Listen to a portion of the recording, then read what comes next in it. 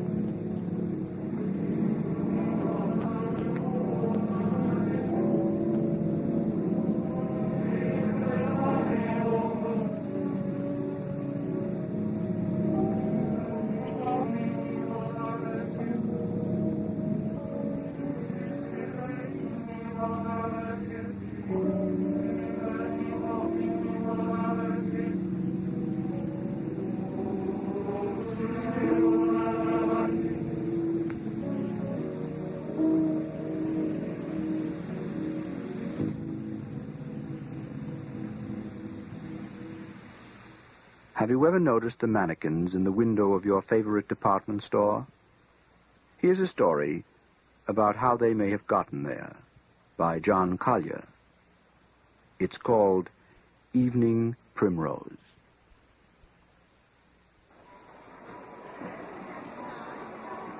It's late afternoon in Bracey's department store.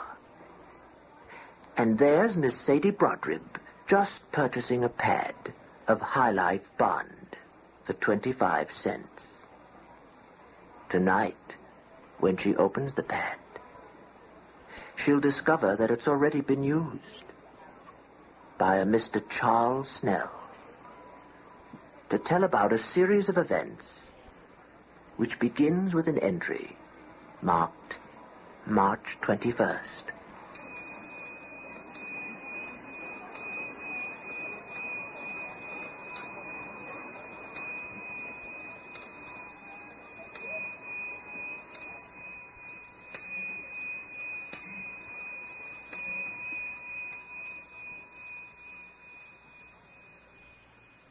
March 21st.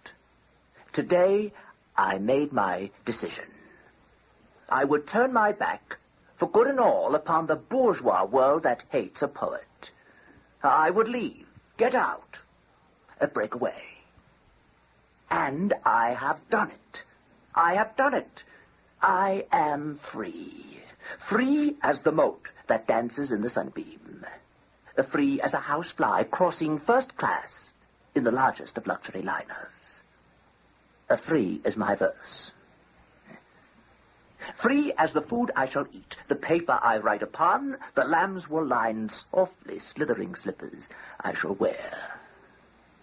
This morning I had not so much as a car fare. Now I am here on velvet. You are itching to learn of this haven. You would like to organize trips here, spoil it.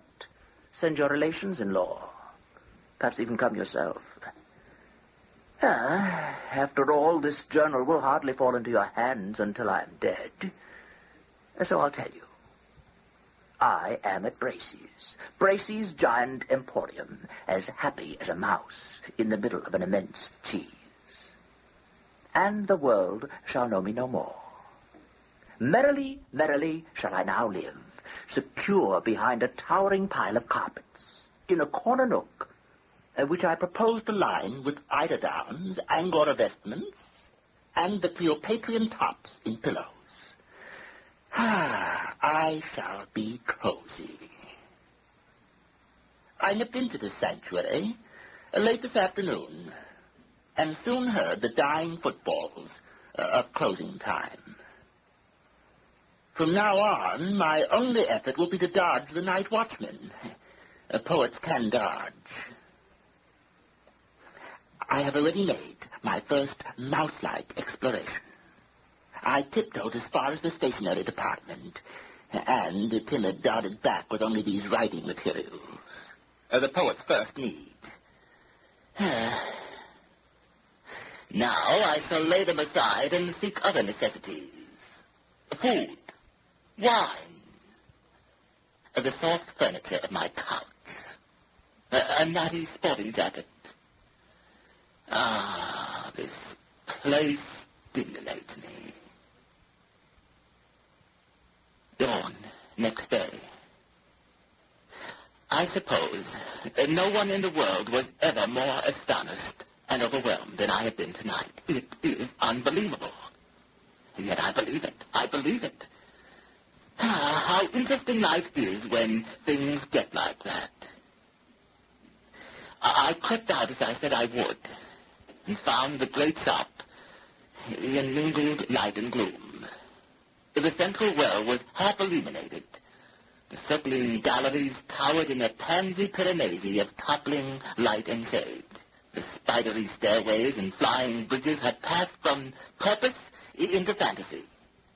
Silks and velvets glimmered like ghosts. 100 handicapped models offered simpers and embraces to the desert air. Rings, clips, and bracelets glittered frostily in a desolate absence of honey and daddy. Creeping along the transverse aisles, which were in deeper darkness, I felt like a wandering thought in the dreaming brain of a chorus girl down on her luck. Only, of course, their brains are not as big as Bracey's giant emporium. And there was no man there. None, that is, except the night watchman. I had forgotten him. As I crossed an open space on the mezzanine floor, hugging the lee of a display of sultry souls, I became aware of a regular thudding, which might almost have been that of my own heart. Suddenly it burst upon me that it came from outside me. It was footsteps, and they were only a few paces away. Quick as a flash, I seized a flamboyant mantilla, whirled it about me, and stood with one arm outflung, like a carman petrified in a gesture of disdain. I was successful. He passed me, jingling his little machine on its chain, humming a little tune. His eyes stared with reflections of the blaring day. Go, worldling, I whispered, and permitted myself a soundless laugh. But it froze on my lips. My heart faltered. A new fear seized me. I was afraid to move. I was afraid to look around. I felt I was being watched by something that could see right through me. This was a very different feeling from the ordinary emergency caused by the very ordinary night watchman. My conscious impulse was the obvious one to glance behind me. But my eyes knew better. I remained absolutely petrified, staring straight ahead. My eyes were trying to tell me something that my brain refused to believe. They made their point. I was looking straight into another pair of eyes. Human eyes. But large, flat, luminous. I have seen such eyes among the nocturnal creatures which creep out under the artificial red moonlight in the zoo. The owner was only a dozen feet away from me. The watchman had passed between us, nearer him than me, yet he had not seen him. I must have been looking straight at him for several minutes at a stretch. I had not seen him either. He was half reclining against the low dais, clad in dim but large patterned Shetland tweeds of the latest cut, suede shoes, a shirt of a rather broad motif. He was as pale as a creature found under a stone. His long, thin arms ended in hands that hung floatingly, more like trailing, transparent fins, or wisps of chiffon than ordinary hands. He spoke. His voice was not a voice. It was a mere whistling under the tongue. Not bad for a beginner. I grasped that he was complimenting me, and rather satirically, on my own more amateurish feat of camouflage. I'm sorry, I didn't know anyone else lived here. Oh, yes. We live here. It's delightful. We? Yes.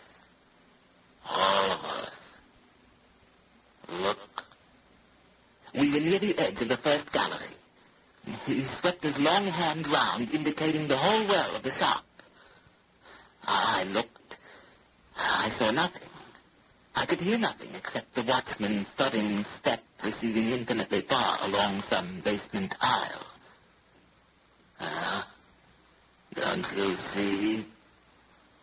You know the sensation one has peering into the half-light of a vivarium. One sees bark, pebbles, a few leaves, nothing more. And then, suddenly, a stone breathes. It is a toad. There is a chameleon. Another. A coiled adder, a mantis among the leaves. The whole case seems crepitant with life. Perhaps the whole world is. One glances at one's sleeve, one's feet. So it was with the shop. I looked, and it was empty. I looked, and there was an old lady clambering out from behind the monstrous clock. There were 3 girls, elderly and amused, incredibly emaciated, simpering at the entrance of the perfumery. Their hair was a fine floor, pale as gossamer. Equally brittle and colorless was a man with the appearance of a colonel of southern extraction who stood regarding me while he caressed mustachios that would have done credit to a crystal shrimp. A chintzy woman, possibly of literary tastes, swam forward from the curtains and drapes. They came thick about me, fluttering, whistling like a waving of gauze in the wind. Their eyes were wide and flatly bright. I saw there was no color to the iris. How raw he looked, a detective, sent for the dark men. I'm not a detective, I'm a poet. I've renounced the world. He is a poet. He has come over to us. Mr. Roscoe found him. He admires us. We must meet Mrs. Vanderpant. I was taken to meet Mrs. Vanderpant. She proved to be the grand old lady of the store, almost entirely transparent. So you are a poet, Mr. Snow. You will find inspiration here. I am quite the oldest inhabitant. 3 murders and a complete rebuilding. But they didn't get rid of me.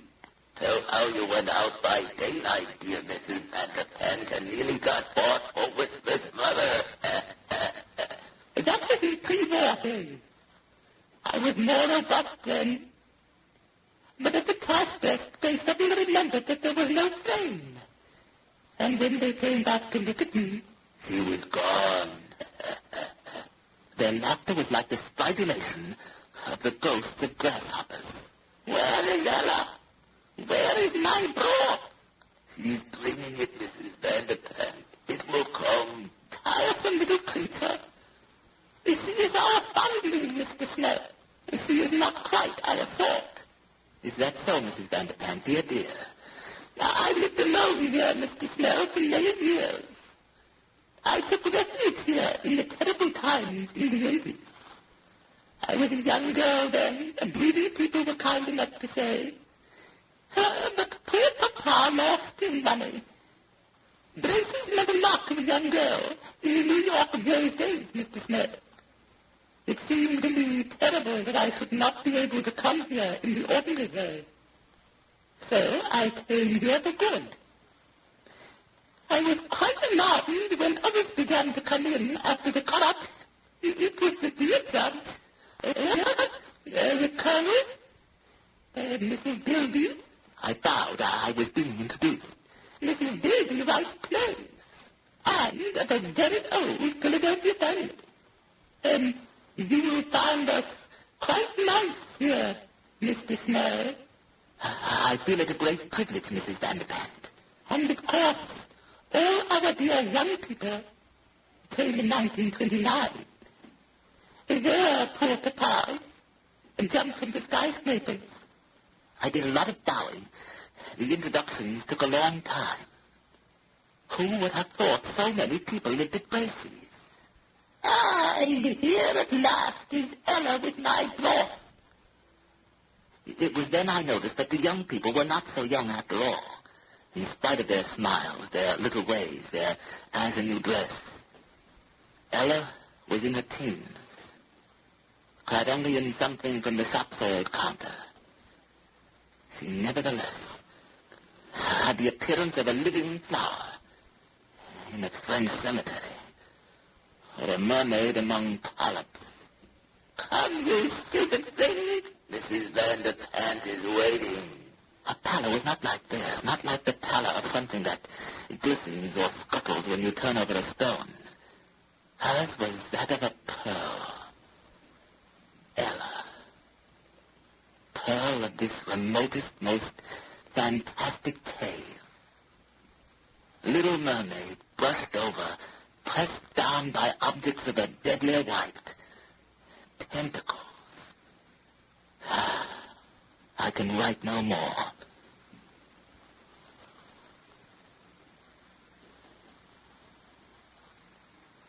March 28th. Well, I'm rapidly becoming used to my new and half-lit world, to my strange company. I'm learning the intricate laws of silence and camouflage which dominate the apparently casual strollings and gatherings of the midnight clan.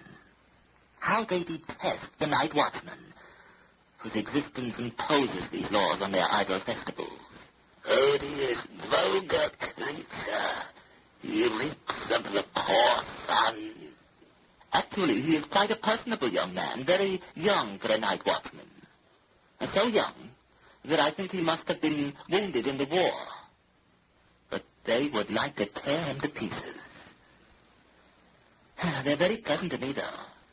They're pleased that a poet should have come among them. Yet I cannot like them entirely.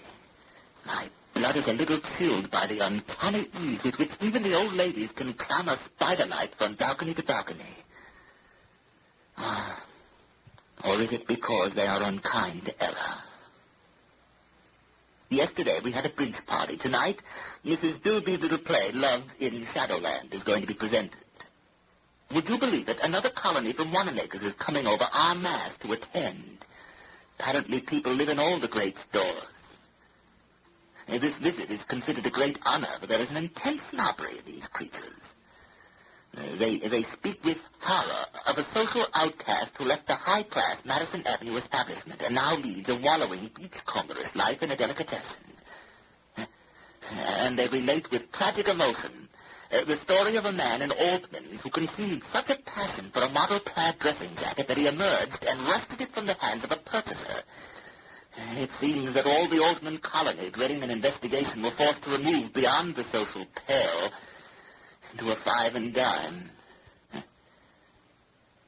Well, I must get ready to attend the play.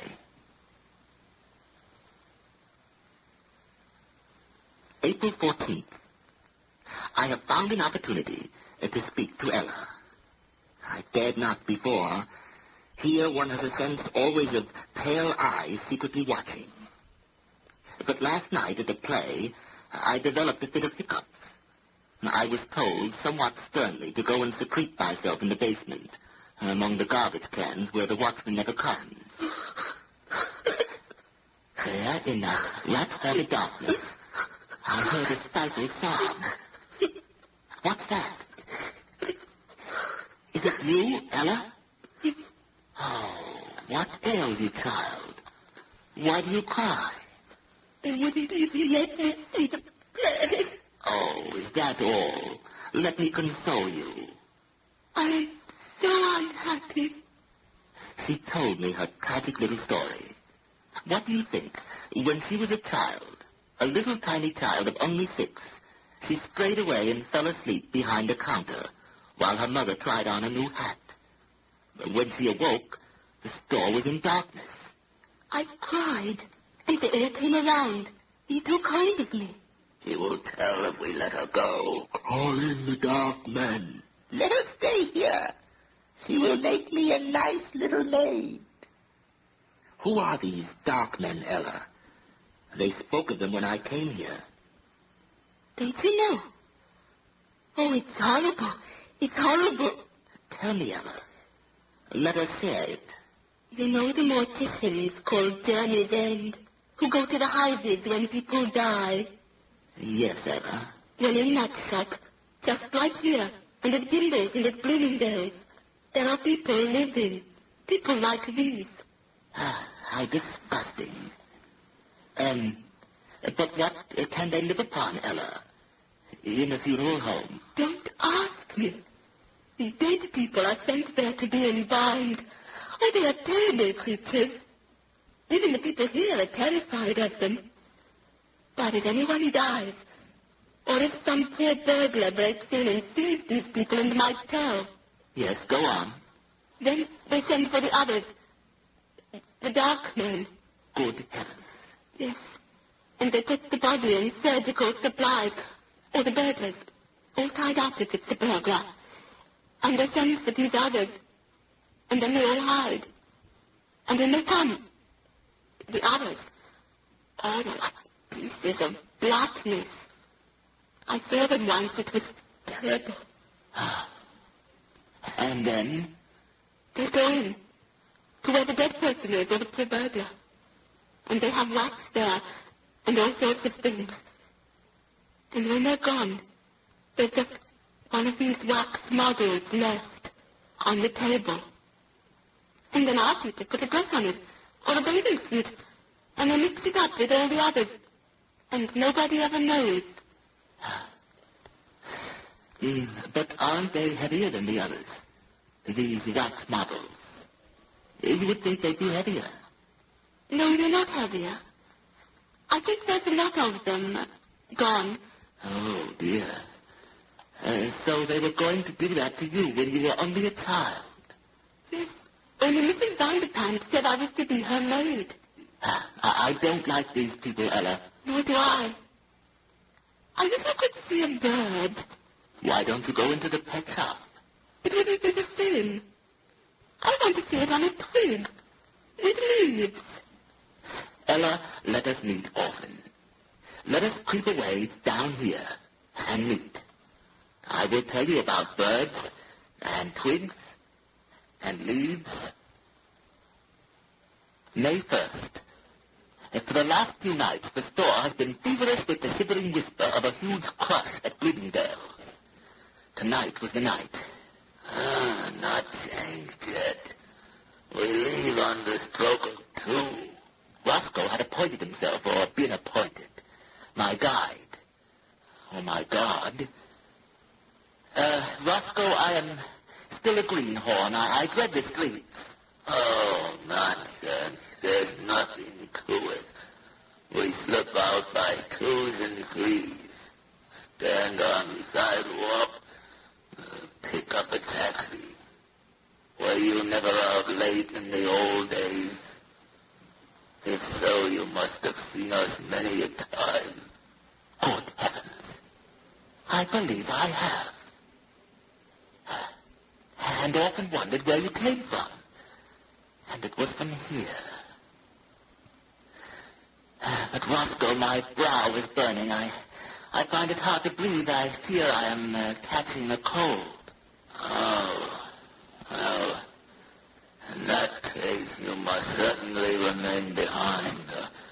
Our whole party would be disgraced in the unfortunate event of a sneeze.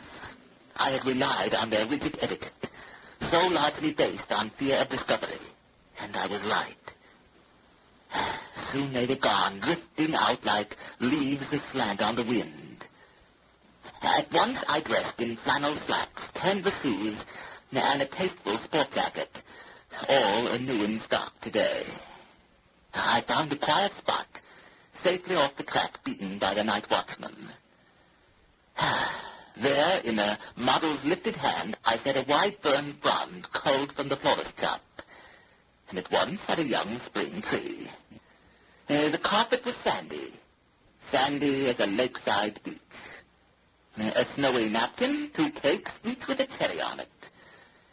I had only to imagine the lake, and to find Ella. Why, Charles, what's this? I'm a poet, Ella. And when a poet meets a girl like you, he thinks of a day in the country. Do you see this tree? Let us call it our tree. There's the lake, the prettiest lake imaginable. Here is grass, and there are flowers. There are birds too, Ella. You told me you like birds. Oh, Charles, you're so sweet. I feel I can hear them singing. And here's our lunch. But before we eat, go behind the rock there and see what you find. What rock? Over here? A surprise? I heard her cry out in delight when she saw the summer dress I had put there for her. Oh, Charles, it's beautiful. When she came back, the spring day smiled to see her, and the lake shone brighter than before. Oh, Charles. Ella, let us have lunch. Let us have fun. Let us have a swim. I can just imagine you in one of those new bathing suits. Let's just sit here, Charles, and talk. So we sat and talked. And the time was gone like a dream. We might have stayed there, forgetful of everything. Had it not been for the spider. Oh, what are you doing? Nothing, my dear. Just a naughty little spider crawling over your knee. Purely imaginary, of course. But that thought was sometimes the worst. I had to try to catch him. Don't, Charles. It's late. It's terribly late. I'll be back in a minute. I'd better go home. I took her home to the kitchenware on the sub-ground floor and kissed her good day. She offered me her cheek. This troubled me. May 10th. Ella, I love you. I said it to her just like that. We have met many times. I've dreamt of a bright day. I've not even kept up my journal. Verse has been out of the question. Ella, I love you. Let us move into the trousseau department. Don't look so dismayed, darling. If you like, we will go right away from here. We will live in that little restaurant in Central Park. There are thousands of birds there. Please don't talk like that. But I love you, with all my heart. Nothing. But I find I must. I can't help it. Ella, you don't love another. Oh, Charles, I do. Love another? Ella? One of these? I thought you dreaded them all. It must be Roscoe. He's the only one that's in any way human. We talk of art, life, and such things, and he has stolen your heart. No, Charles, no. You're just like the rest, really. I hate them all. They make me shudder. Who is it, then? It's him. Who? The night watchman. Impossible. No. His name is the sun. Oh, Ella, you have broken my heart. Be my friend, though. Yeah, I will. I'll be your brother. How did you fall in love with him? Oh, Charles, it was so wonderful. I was thinking of birds, and I was careless. Don't tell him, Charles, they'll punish me. No, go on. I was careless, and there he was, coming round the corner, and there was no place for me to hide. I had this blue dress on. There were only some wax models in the underthings. Please go on. I couldn't help it. I slipped off my dress and stood still. I see. And he stopped just by me, Charles. And he looked at me. And he touched my cheek. Did he notice nothing? No, it was cold. But Charles, he said, Say, honey, I wish they made him like you on 8th Avenue.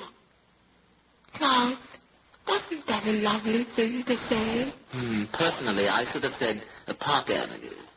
Charles, don't get like these people here. Sometimes I think you're getting like them. It doesn't matter what street, Charles. It was a lovely thing to say. Yes, but my heart's broken.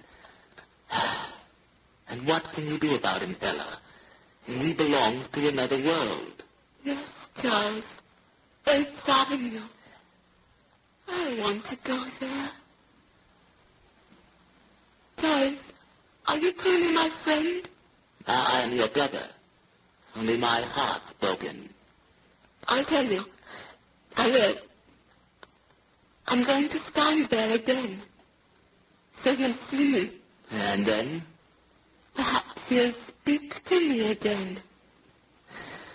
Ah, my dearest Ella, you are torturing yourself. You're making it worse. No, John. Because I shall answer him. He will take me away. Ella, I can't bear it. There's someone coming.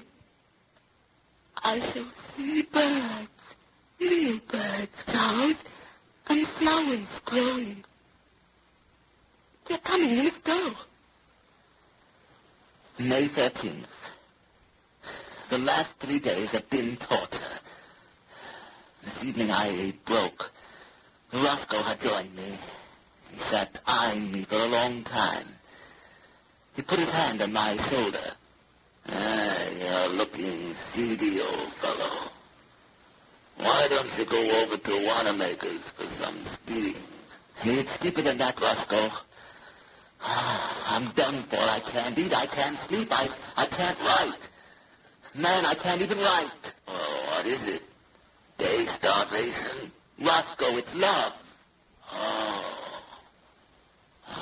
Not one of the staff, Charles, or the customers. That's absolutely forbidden. No, it's not that, Roscoe, but just as hopeless. Oh, my dear old fellow. I can't bear to see you like this. Let me help you. Let me share your trouble. Then it all came out. It burst out. I trusted him. I trusted him. I really think I have no intention of betraying her, of spoiling her escape, of keeping her here till her heart turned toward me. If I had, it was subconscious. I swear it. But I told him all. He was sympathetic, but I detected a sly reserve in his sympathy. We respect my confidence, Roscoe. This has to be a secret between us. The secret is the grave, old chap. And he must have gone straight to Mrs. Vanderpant. This evening the atmosphere has changed. People flicker to and fro, smiling nervously, horribly, with a sort of frightened, sadistic exultation. When I speak to any of them, they answer evasively, fidget and disappear. An informal dance has been called off. I can't find Ella anywhere. I will creep out. I will look for her again. Later. Heaven, it has happened. I went in desperation to the manager's office, whose glass front overlooks the whole shop. I watched till midnight. Then I saw a little group of them, like ants bearing a victim. They were carrying Ella. They took her to the surgical department. They took other things. And coming back here, I was passed by a flickering, whispering horde of them, glancing over their shoulders in a weird ecstasy of panic, making for their hiding places. I, too, hid myself. How can I describe the dark, inhuman creatures that passed me, silent in shadow? They went there. The dark men. Where Ella is. What can I do? There is only one thing. I will find the watchman. I will tell him. He and I will have her. And if we are overpowered, well, I will leave this on a counter. Tomorrow, if we live, I can recover it. If not, look in the windows. Look for 3 new figures. 2 men. One rather sensitive-looking, and a girl. She has blue eyes, like periwinkle flowers, and her upper lip is lifted a little.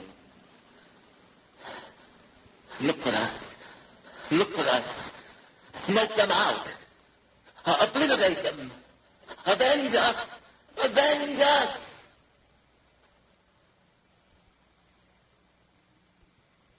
That was Evening Primrose by John Collier. The part of Ella is played by Jan Dawson, and the rest of the cast was impersonated by your host of the Black Mass, Eric Bowersfeld. The technical production was by Fred Seiden. And now, good night.